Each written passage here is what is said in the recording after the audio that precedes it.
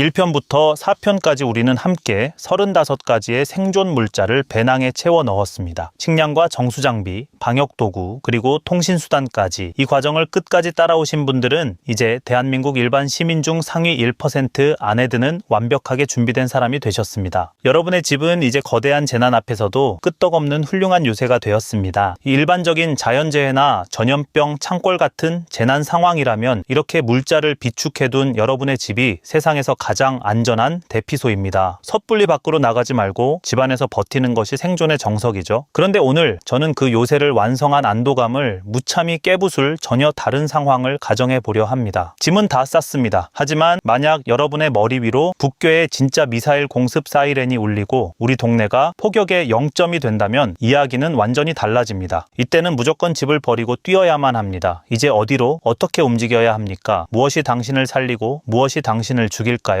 새벽 2시 창문 밖에서 지금까지 들어본 적 없는 소름 끼치는 공습 사이렌이 울립니다. 스마트폰에 빨간색 긴급 재난 문자가 터지고 텔레비전 화면이 경보 방송으로 넘어갑니다. 그 순간 인간의 본능은 예외 없이 단 하나의 행동을 명령합니다. 자동차 키를 집어들고 가족을 차에 태운 뒤 도시 바깥으로 달아나라. 수십 년간 숱한 재난 영화들이 우리 뇌리에 심어놓은 끔찍한 착각입니다. 저는 오늘 이 영상에서 그 본능적인 선택이 얼마나 치명적인 오류인지를 군사 전문가들의 데이터와 냉혹한 법적 현실을 통해 완벽하게 증명할 것입니다. 전쟁 전문가들이 꼽는 최악의 민간인 피해 유형 영순위는 전투지역 근처에서의 사망이 아닙니다. 꽉 막힌 고속도로 위 꼼짝도 못하는 자동차 안에서의 떼죽음입니다. 오늘 5편은 새로운 물건을 사라는 쇼핑 안내가 아닙니다. 여러분이 비축한 그 무거운 배낭을 메고 살기 위해 어디로 뛰어야 하는지 알려주는 실전 전술교범입니다. 집중하시길 바랍니다.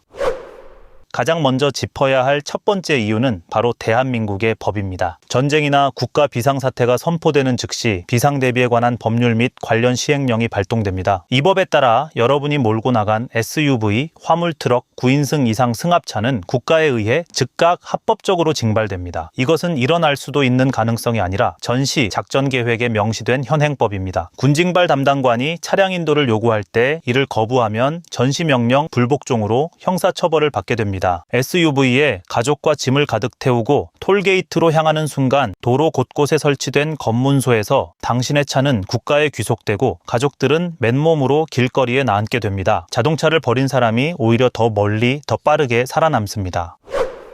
자동차가 징발당하는 것을 운 좋게 피했다고 가정해 봅시다. 혹은 징발 대상이 아닌 오토바이가 있으니 괜찮다고 생각하실지도 모릅니다. 하지만 전시체제가 선포되는 순간 대한민국의 모든 주유소와 유류 저장고는 군사통제시설 1순위로 전환됩니다. 민간인은 돈을 싸들고 가도 기름 한 방울조차 구할 수 없습니다. 고속도로가 막혀 시속 몇 킬로미터로 기어가는 상황에서 연료는 순식간에 바닥나고 오토바이 역시 무거운 고철 덩어리로 전락합니다. 더 절망적인 팩트가 있습니다. 현대전의 핵심인 고도 핵 EMP 공격입니다. 공중에서 EMP가 터지는 순간 거대한 전자기기 덩어리인 현대의 자동차들은 모든 회로가 타버리며 도로 한가운데서 그 즉시 멈춰섭니다. 징발당하지도 않고 기름 한 방울 필요 없으며 전자기 펄스 공격에도 회로가 타버리지 않는 유일하고 완벽한 최후의 이동수단, 그것은 100% 아날로그 기계인 자전거뿐입니다.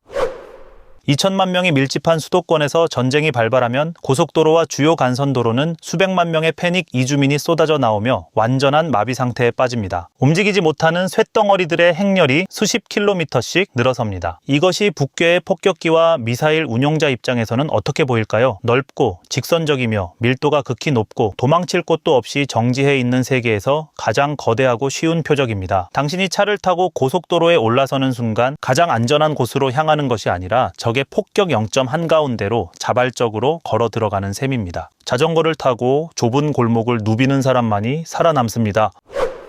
자전거를 타고 뛰어나온 당신, 이제 대체 어디로 가야 할까요? 많은 분들이 본능적으로 아파트 지하 주차장을 떠올리실 겁니다. 북괴의 화력을 모르는 치명적인 착각입니다. 북괴의 장사정포 체계는 수도권을 사정권 안에 두고 있으며 개전 초기 시간당 15,000발에 달하는 포탄을 쏟아부을 수 있습니다. 여기에 더해 북괴가 보유한 벙커버스터 계열의 관통폭탄은 일반 철근 콘크리트 구조물을 단숨에 뚫어버립니다. 일반 아파트의 지하 주차장은 기껏해야 지하 1층에서 2층 사이에 위치합니다. 건물 상층부가 미사일의 직격을 받는 순간 지하 주차장은 수천 톤의 콘크리트와 철골 덩어리가 쏟아져 내리는 끔찍한 압사의 공간, 즉 거대한 무덤이 됩니다.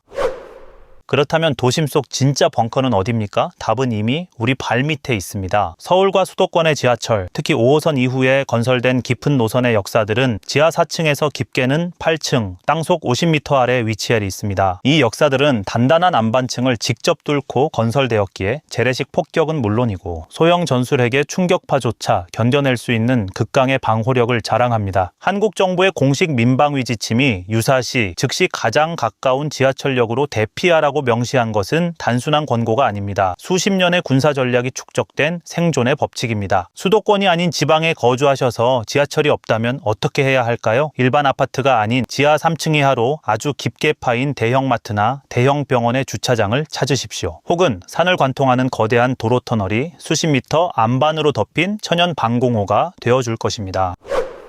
행동 요령의 핵심은 타이밍입니다. 사이렌 발령 직후 5분 이내에 골든타임에 이동을 결정했다면 망설이지 말고 최단 경로로 지하 벙커를 향해 전력 질주해야 합니다. 배낭은 이미 문 앞에 준비되어 있어야 합니다. 하지만 만약 골든타임을 놓쳤고 이미 밖에서 폭음이 들리기 시작했다면 무작정 밖으로 뛰어나가는 것은 자살 행위입니다. 이럴 때는 집안에서 가장 안전한 창문 없는 화장실이나 복도의 내력벽 기둥에 몸을 숨기고 첫 번째 파상 공격이 완전히 끝날 때까지 버텨야 합니다. 폭격의 소강 상태를 기다리는 인내심, 이것이 생사를 가릅니다. 지하철역에 무사히 진입했다고 끝이 아닙니다. 절대 피해야 할 곳은 지상 출입구 계단 주변과 역사 내부의 통유리 구조물 근처입니다. 유리는 폭발 압력에 의해 끔찍한 파편 무기로 돌변합니다. 여러분이 목표로 해야 할 곳은 승강장에 있는 가장 깊은 지하 7층, 8층의 터널 안쪽입니다. 터널 벽면을 등지고 가족을 모아두는 것이 폭발 압력을 피하는 가장 완벽한 진지 구축입니다.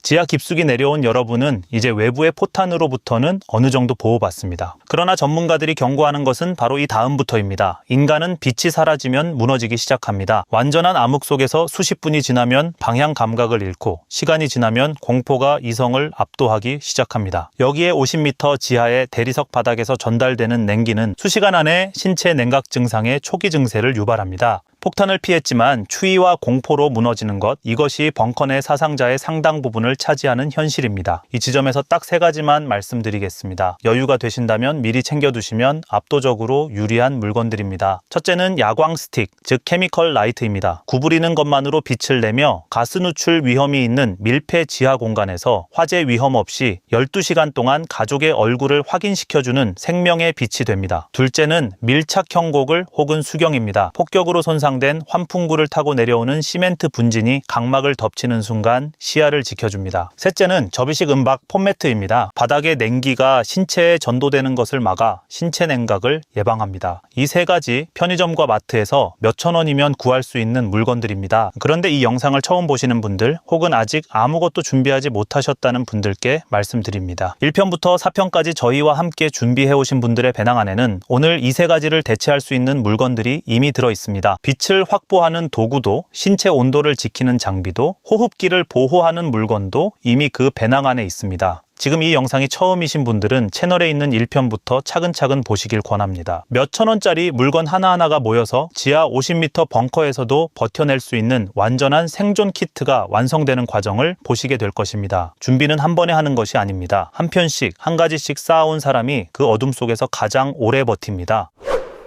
수천 명의 공포에 질린 피난민이 한 공간에 갇히면 그곳은 시간이 갈수록 법과 질서가 증발한 무법지대로 변합니다. 패닉 상태의 군중은 방향 없이 움직이며 끔찍한 압살을 유발합니다. 절대 군중의 흐름에 자신을 맡기지 마십시오. 벽면을 등지고 가족을 한데 모은 채 자리를 지키는 것이 100배 안전합니다. 극도로 제한된 자원 앞에서는 불필요한 대화와 갈등을 철저히 차단하십시오. 짐승처럼 변해가는 공간에서 여러분 가족을 보호하는 가장 강력한 방어는 존재감을 최소화하는 것입니다. 그리고 이 혼돈 속에서 군중보다 우위에 서려면 무엇보다 정보를 장악해야 합니다. 기억하십니까? 지난 1편에서 스마트폰이 꺼지는 고립의 순간을 대비해 넉넉히 비축해 두었던 보조 배터리가 이 어둠 속에서 마침내 진짜 힘을 발휘합니다. 지하철역의 수천 명이 스마트폰 전원이 꺼진 채 공포와 악성 유언비어에 휩싸여 미쳐갈 때 보조 배터리를 챙긴 여러분의 가족만이 스마트폰을 끝까지 살려둘 수 있습니다. 이어폰을 꽂고 라디오 앱으로 국가의 공식 재난방송을 청취하며 외부의 전황과 안전지대 대피 타이밍을 정확히 파악하는 것이죠. 모두의 화면이 꺼진 암흑 속에서도 홀로 멈추지 않는 그 보조 배터리 하나가 벙커의 혼돈 속에서 이성을 잃지 않고 가족의 생존 스케줄을 통제하는 절대적인 권력이 됩니다.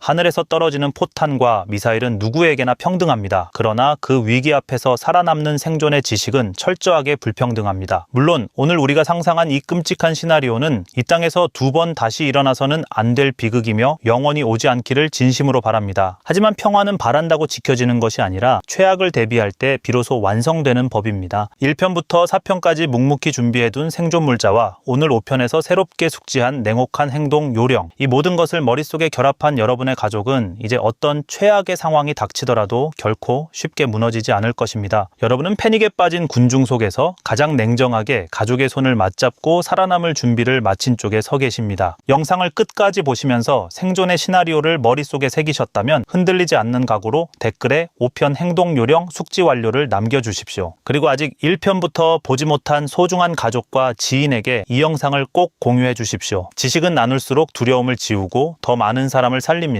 당신과 당신의 가족이 언제나 안전하기를 진심으로 바랍니다. 오늘 이야기는 여기까지입니다. 감사합니다.